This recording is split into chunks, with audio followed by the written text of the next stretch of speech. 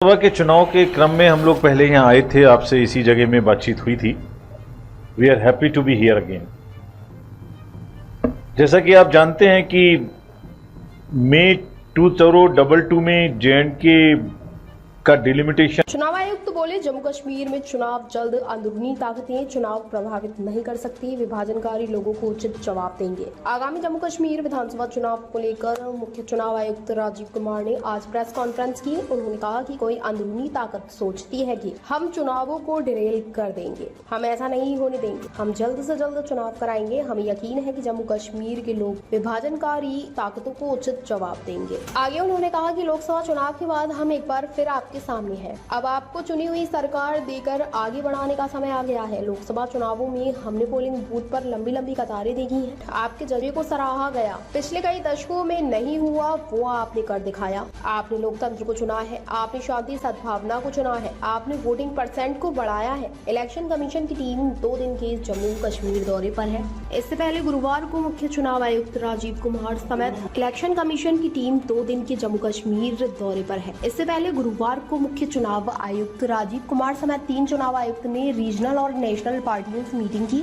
इसमें सभी पार्टियों ने जल्द चुनाव कराने की मांग की थी। जम्मू कश्मीर में 2014 में आखिरी बार विधानसभा चुनाव हुए थे। 2018 के बाद भाजपा PDP सरकार गिरने के बाद से ही राज्य में राज्यपाल शासन है। दिसंबर 2023 में सुप्रीम कोर्ट ने केंद्र शासित प्रदेश में 30 सितंबर 2024 तक चुनाव कराने के निर्देश दिए थे। साथ ही कोर्ट ने कहा था कि जम्मू कश्मीर को राज्य का दर्जा भी जल्द वापस दिया जाए। लोकसभा के चुनाव के क्रम में हम लोग पहले यहाँ आए थे, आपसे इसी जगह में बातचीत हुई थी। We are happy to be here again. जैसा कि आप जानते हैं कि मई 2022 में JNK का डिलिमिटेशन होने के बाद 2023 दिसंबर में JNK रीऑर्गेनाइजेशन अमेंडमेंट एक्ट संसद में पारित हुआ।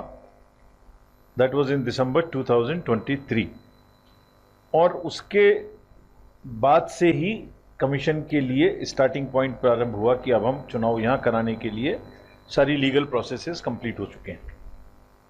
एंड दिस मीन्स दिसंबर 23 से पहले हम चुनाव करा भी नहीं सकते थे। लोकसभा चुनाव के समय आपसे सबसे मुलाकात हुई थी, हमने सबका फीडबैक लिया था। उस समय के बाद लोकसभा के चुनाव अब संपन्न हो चुके हैं।